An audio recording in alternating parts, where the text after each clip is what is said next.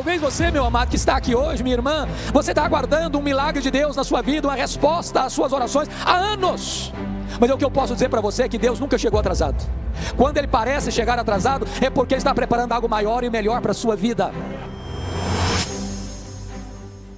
Eu queria pensar com vocês sobre o seguinte tema: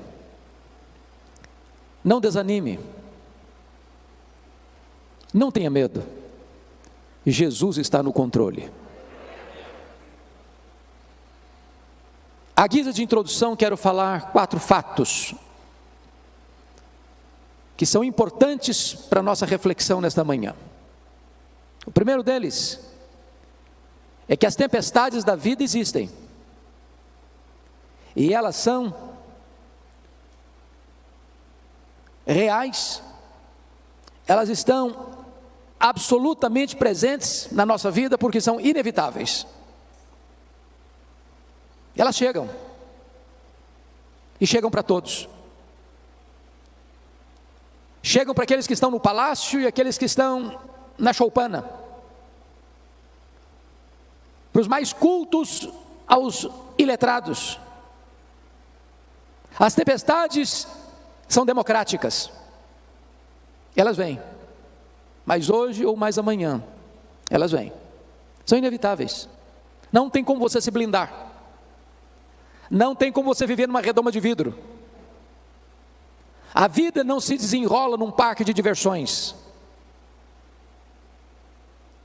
A vida não é um jardim grinaldado de flores. Cruzamos desertos tórridos, vales escuros,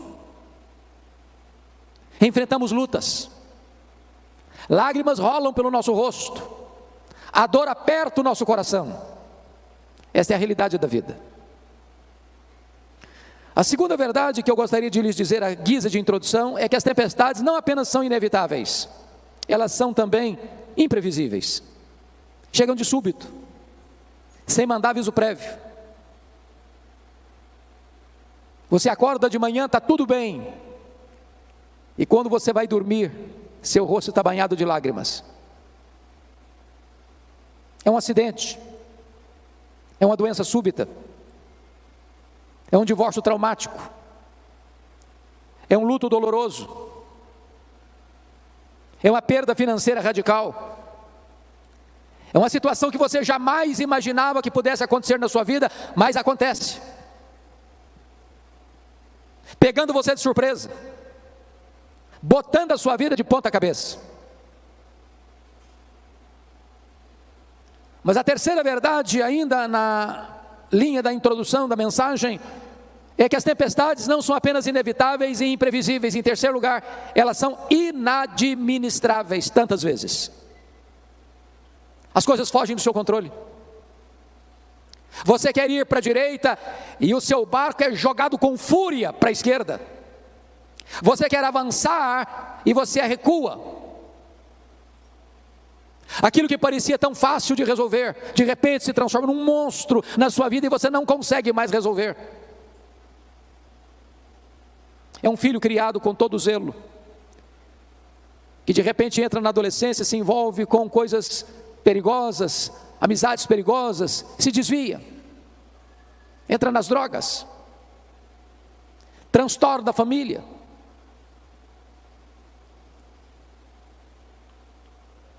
Mas eu quero concluir dizendo que, em último lugar, quarto e último lugar, as tempestades da vida são também pedagógicas. Louvado seja Deus, pedagógicas. Sabe o que significa isso?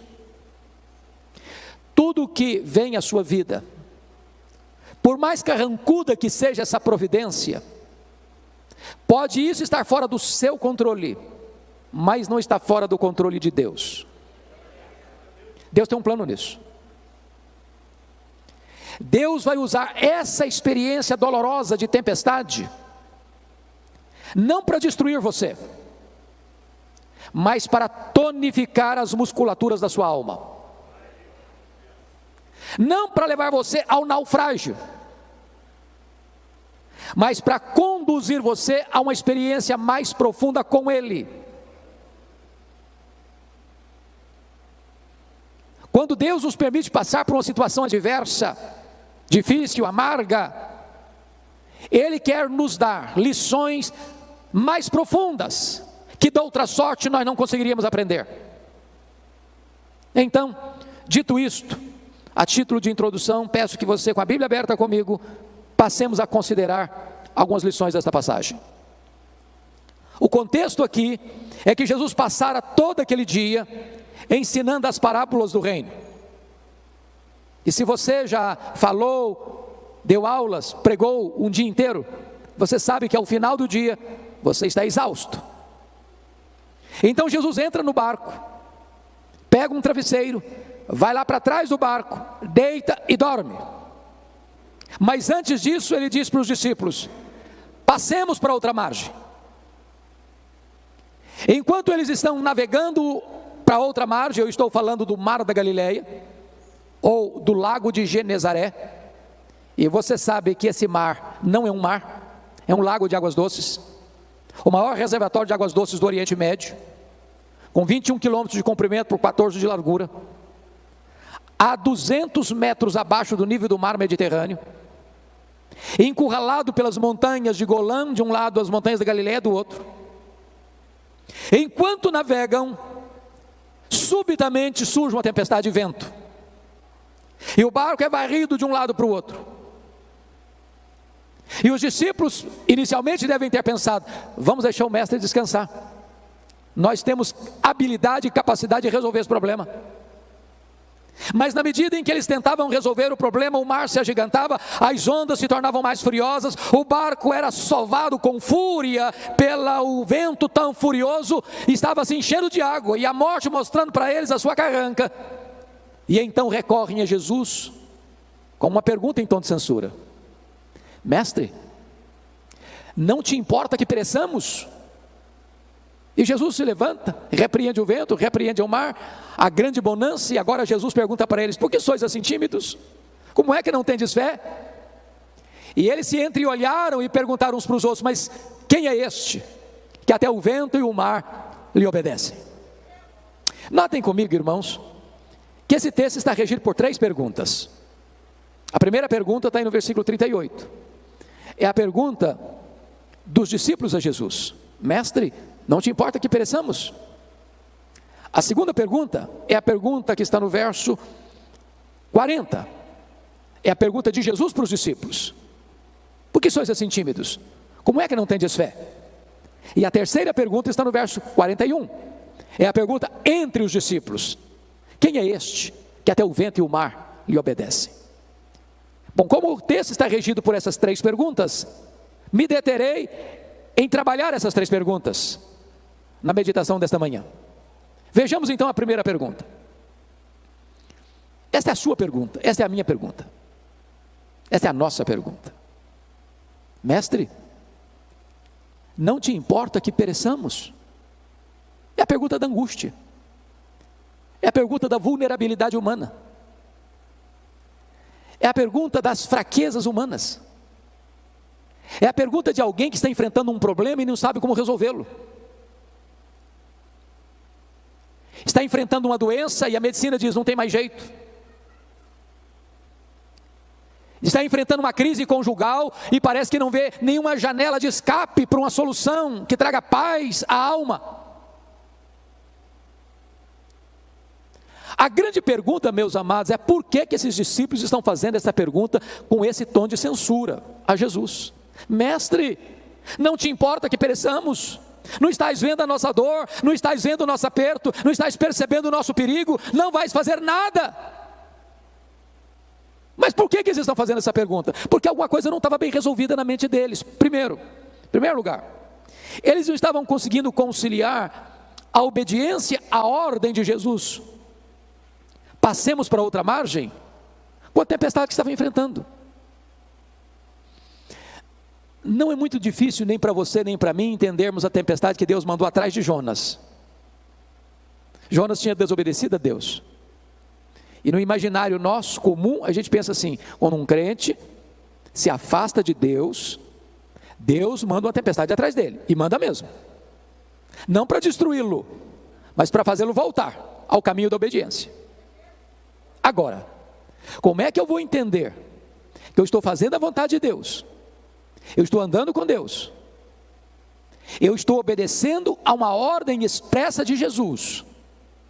E a tempestade vem. E a tempestade chega. E o vento contrário começa a me ameaçar.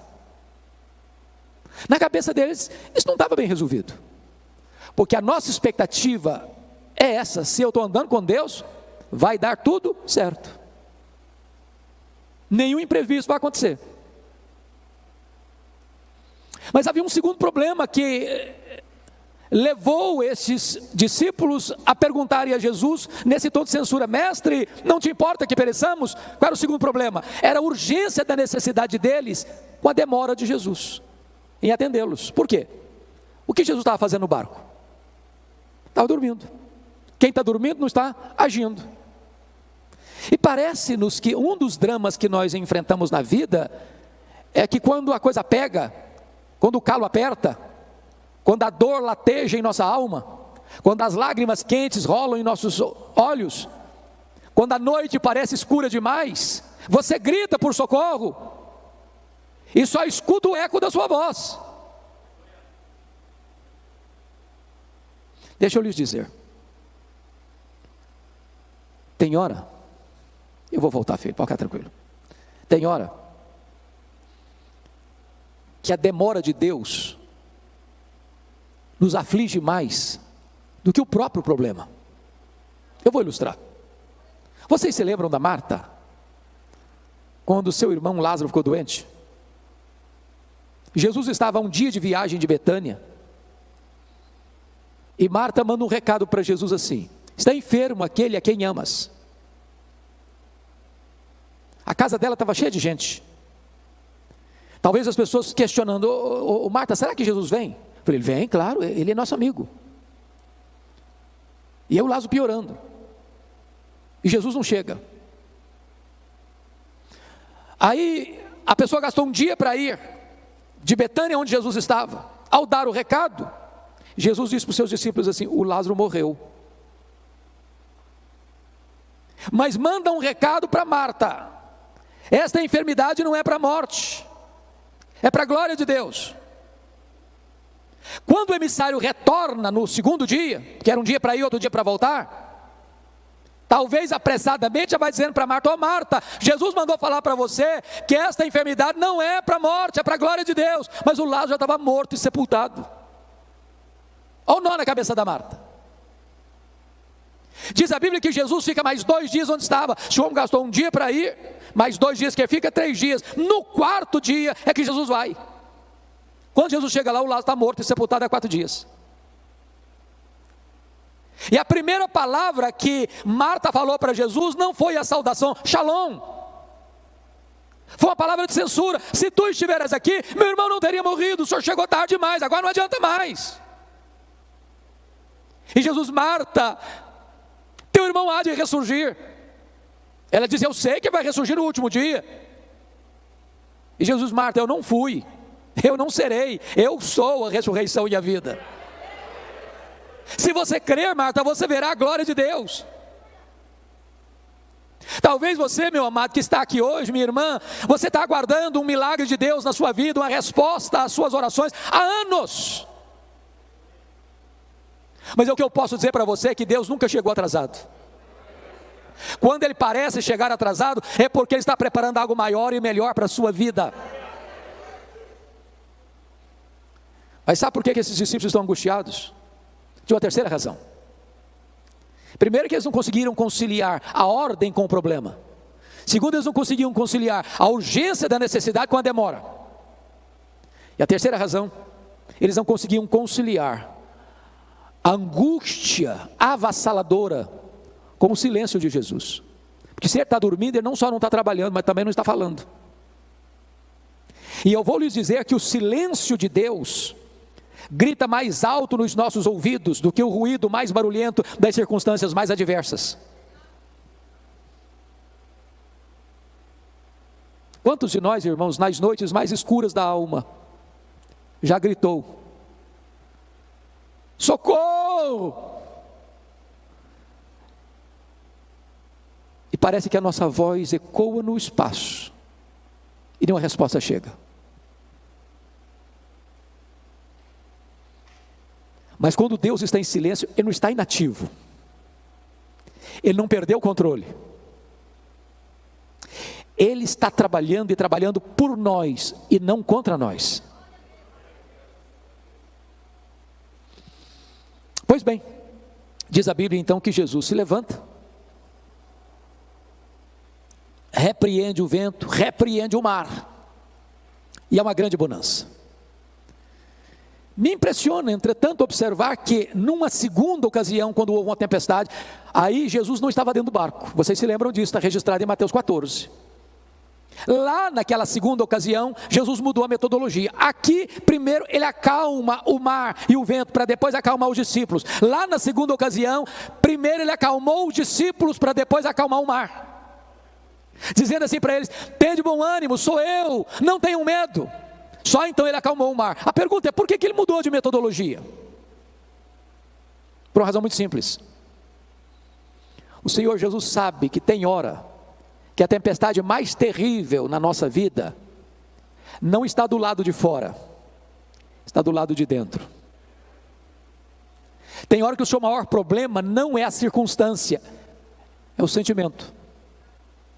E Ele, como aquele que nos conhece, sabe quando é que primeiro tem que atender a solução do problema, e em segundo lugar, quando ele tem que atender a solução do problemático.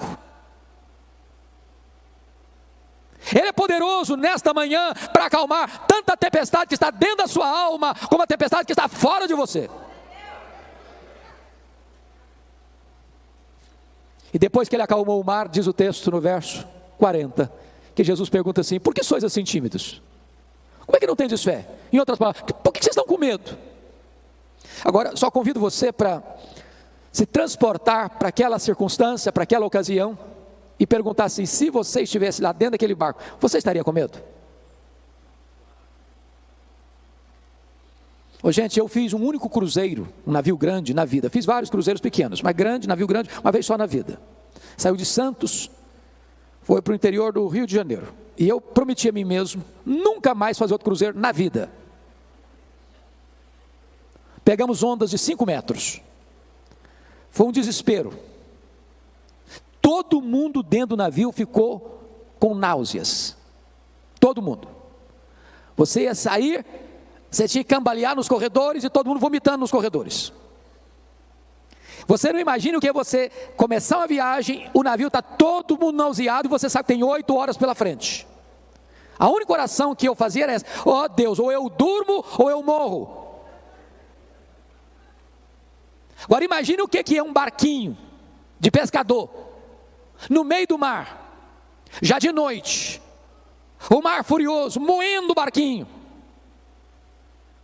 água entrando, a morte mostrando a carranca, a situação humanamente desgovernável. Você ficaria com medo? Aí Jesus pergunta assim: por que vocês estão com medo? Como é que vocês não têm fé? Mas por que eles deveriam estar com fé e não com medo? Bom, eu quero lhes dar 4 razões porque eles deveriam ter fé e não medo. Para ajudar a vocês na memorização, usarei um recurso mnemônico. As 4 razões para eles terem fé e não medo, começando com a letra P. Primeiro, eles deviam ter fé e não medo por causa da promessa de Jesus do verso 35. Passemos para outra margem. Se Jesus disse assim: passemos para outra margem, qual era o destino deles? A outra margem, claro.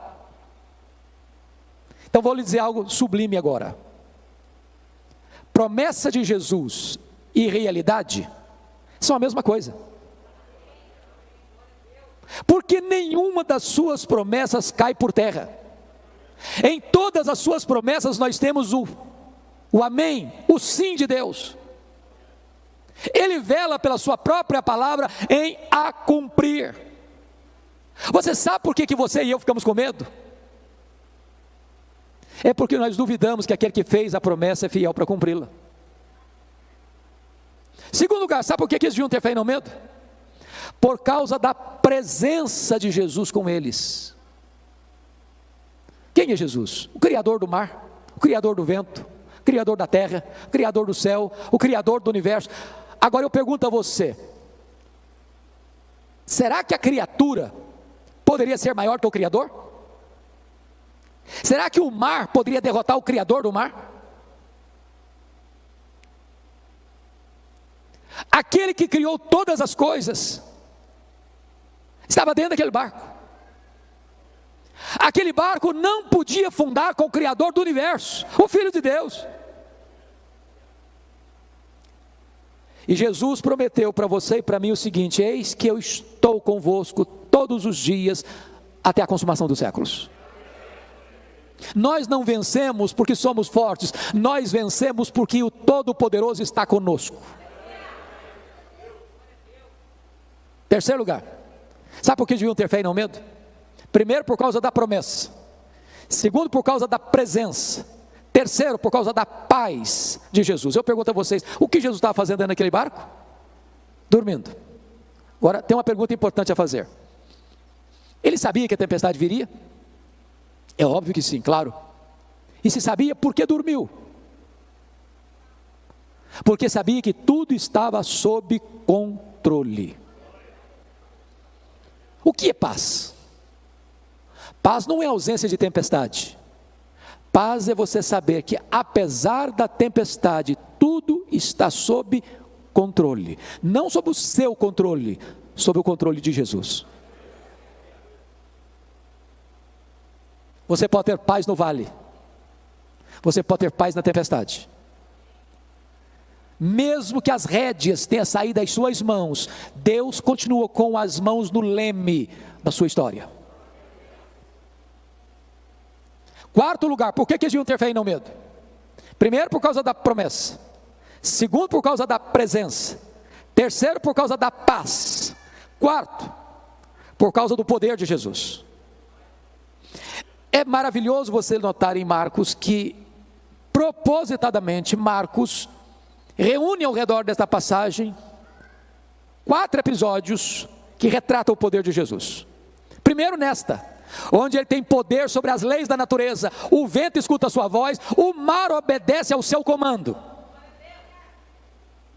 Mas notem comigo que em seguida, capítulo 5, ele desembarca do outro lado, na região leste do lago, na região das montanhas de Golã, em território pagão, no território de Gadara, num despenhadeiro, dentro de um cemitério, de noite, quando entre os sepulcros tem um homem gritando, ferindo-se com pedras, louco, furioso,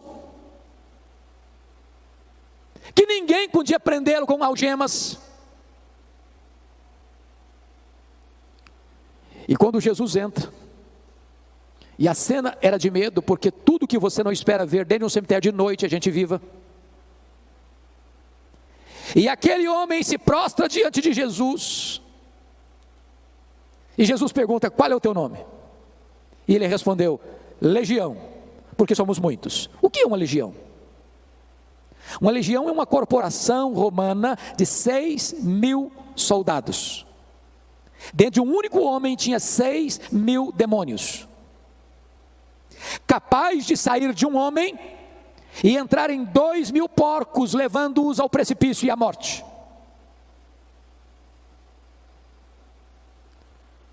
Mas Jesus liberta aquele homem.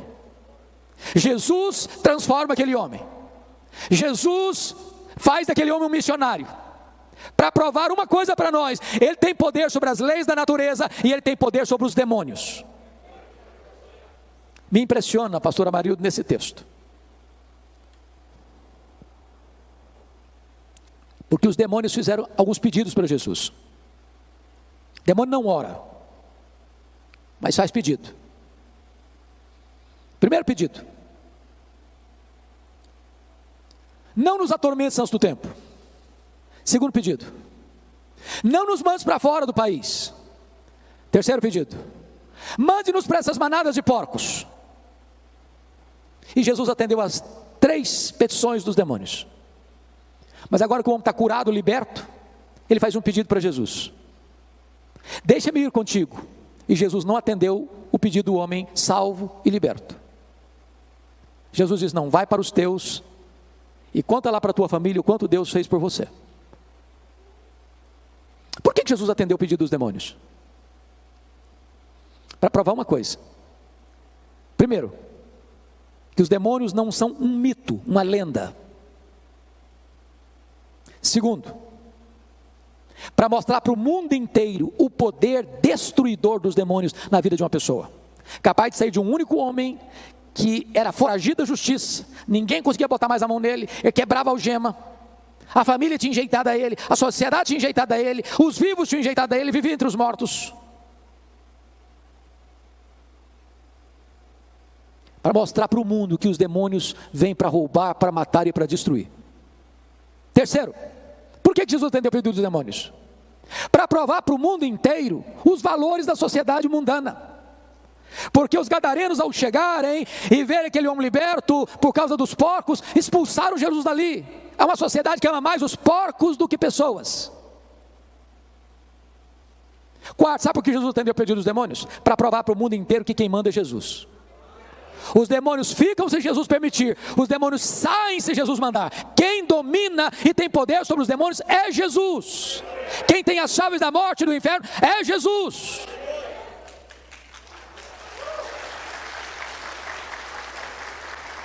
Então Jesus aqui prova que ele tem poder sobre os demônios.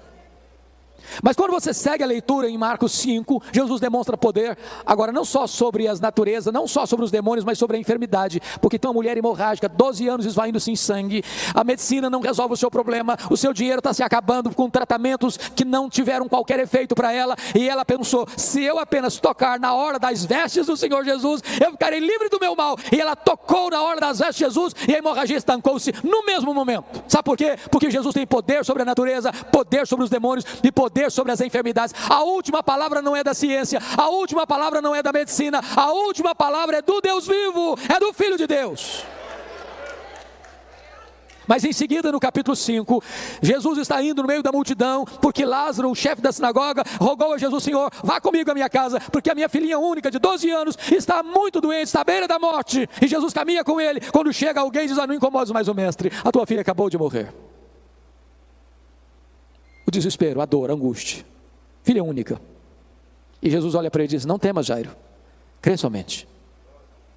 E Jesus chegou na casa de Jairo, a menina estava ainda estendida na cama, seu corpo sem vida. E Jesus se aproxima e diz: menina, talita cumi, significa: menina, está na hora de acordar, está na hora de levantar. E a morte escuta a voz de Jesus, e a menina ressuscita. Sabe por quê? Porque Jesus tem poder sobre a natureza, tem poder sobre os demônios, tem poder sobre a enfermidade, tem poder sobre a morte. Ele é a ressurreição e a vida. Ele entrou nas entranhas da morte, ele matou a morte, ele ganhou vitória sobre a morte, e ele se levantou com um corpo de glória, e ele promete para você que se você crer nele, você nunca morrerá eternamente, porque você e eu também teremos um corpo de glória, semelhante ao corpo da glória do Senhor Jesus Cristo. E você pode olhar como Paulo para a morte e dizer: onde está a morte, a tua vitória? Onde está a morte, o teu aguilhão? Tragada foi a morte pela vitória. O nosso Senhor tem poder sobre a morte. Mas agora, irmãos, vamos para a última pergunta do texto. Eu fico imaginando o mar se acalmando como uma fera selvagem que precisa ser acalmada, o barco balançando, os discípulos todos molhados, porque o barco já estava se enchendo de água, aquelas jorros d'água batendo no barco. E eles estão completamente tomados de uma santa reverência, perguntando uns para os outros assim: mas quem é este, que até o vento e o mar lhe obedecem? Que pergunta emblemática. Quem é este? E nós poderíamos responder essa pergunta hoje, dizendo o seguinte: este é aquele que junto com o Pai e com o Espírito Santo, lá nos refolhos da eternidade, antes da criação do universo, no conselho da Trindade, traçaram um plano perfeito para a sua, para a minha, para a nossa vida. Este é aquele que no princípio criou todas as coisas. porque todas as coisas foram feitas por intermédio dele, e sem ele nada do que foi feito se fez, as coisas visíveis e invisíveis. Quem é este? Este é aquele que sustenta todas as coisas pela palavra do seu poder. Quem é este? Este é a semente da mulher que nasceu para esmagar a cabeça da serpente. Quem é este? Este é aquele de quem os patriarcas falaram, para quem os profetas apontaram. Quem é este? Este é aquele que foi simbolizado pelo Cordeiro da Páscoa, cujo sangue, passado no batente das portas, libertou os primogênitos de Israel da morte no Egito. Quem é este? Este é aquele que foi simbolizado pelo tabernáculo, este é aquele que foi simbolizado pela arca da aliança, este é aquele que foi simbolizado por aquilo que estava dentro da arca, as tábuas da lei, o vaso com maná, a vara seca de Arão que floresceu, este é aquele que foi simbolizado pela tampa da arca, o propiciatório, onde a glória de Deus se manifestava. Quem é este? Este é aquele que foi simbolizado pelas festas de Israel, pelos sacrifícios do templo, pelo sábado, tudo era a sombra dele, ele é a realidade. Quem é este? Este é o maravilhoso conselheiro, Deus forte, o Pai da eternidade, o príncipe da paz. Quem é este? Este é o sol da justiça, a brilhante estrela da manhã. Quem é este? Este é o Messias prometido, este é o Filho de Deus, que na plenitude dos tempos nasceu de mulher, nasceu sob a lei, para ser o nosso Redentor. Quem é este? Este é o Verbo eterno, pessoal, divino, autoexistente, Criador, que se fez carne e habitou entre nós, cheio de graça e de verdade, e vimos a sua glória, glória como do unigênito Pai. Quem é este? Ora, este é aquele que pode dizer: eu sou, antes que Abraão existisse, eu sou. Este é o pão da vida, este é a luz do mundo, este é a porta das ovelhas, este é o bom pastor, este é a ressurreição e a vida, este é o caminho e a verdade e a vida, e ninguém vem ao Pai senão por ele. Este é a videira verdadeira. Quem é este? Este é o cabeça da igreja, este é o fundamento da igreja, este é o dono da igreja, este é o edificador da igreja, este é o protetor da igreja. Quem é este?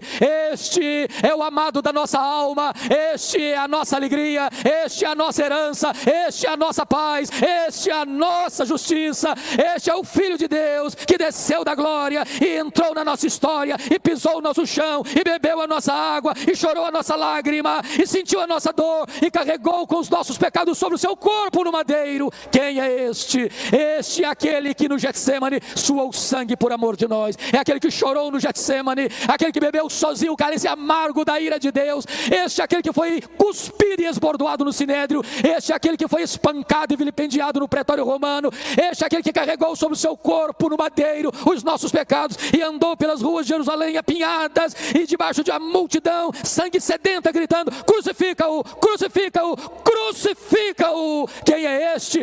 Este é aquele que foi pregado naquela cruz, naquele leito vertical da morte, este é aquele que transformou aquele patíbulo de horror no instrumento da sua própria salvação. Quem é este? Este é aquele que entrou nas entranhas da morte, ele é aquele que matou a morte, este é aquele que ressuscitou gloriosamente, este é aquele que está vivo pelos séculos dos séculos, este é aquele que voltou para o trono, este é aquele que está sentado à destra de Deus, este é aquele que vai voltar pessoalmente, visivelmente, audivelmente, repentinamente, inesperadamente, gloriosamente. Quem é este? Este é aquele que vai se assentar no trono e vai julgar as nações. Este é aquele que, em quem você e eu vamos reinar para sempre e sempre e sempre, onde não vai ter mais dor, onde não vai ter mais lágrima, onde não vai ter mais luto, onde não vai ter mais tristeza, onde não vai ter mais pecado, e nós estaremos com ele e para sempre, para sempre, para sempre, para sempre, reinando com ele, desfrutando da glória dele, contemplando a ele, usufruindo a glória dele. Quem é este? Este é o amado da nossa alma, este é a razão da nossa vida, este é o nosso glorioso Redentor, este é aquele que diz para você e para mim hoje: você não precisa ter medo, você pode ter fé. A ele a honra, a ele a glória, a ele o louvor, agora e pelos séculos eternos. Aleluia. Amém.